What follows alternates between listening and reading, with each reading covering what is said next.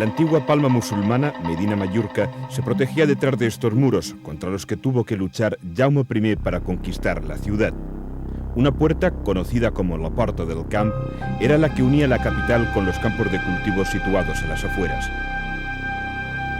Esta puerta ahora está tapiada, pero si se miran los muros con atención, todavía puede descubrirse el arco, difuminado entre las piedras.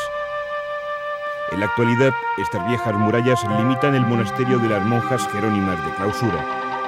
En su jardín queda un pequeño tramo de una calle musulmana, en la que aún se conservan elementos arquitectónicos de esa época, como este balcón, que ha sufrido muchas modificaciones a lo largo de los años.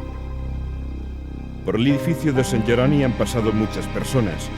Las monjas terciarias de San Francisco fueron las primeras en ocupar el convento, y también fueron ellas las que condenaron esta pequeña calle al levantarse una iglesia en honor de Santa Isabel de Hungría.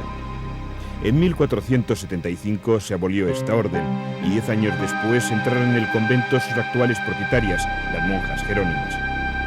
Esta comunidad vive ahora en el centro de Palma, en el lugar que hace casi 8 siglos era el límite de la ciudad. Contestando a la pregunta de Mascaró Pasarius, la plaza donde se encuentran estas murallas es la plaza de la Porta del Camp, en las avenidas.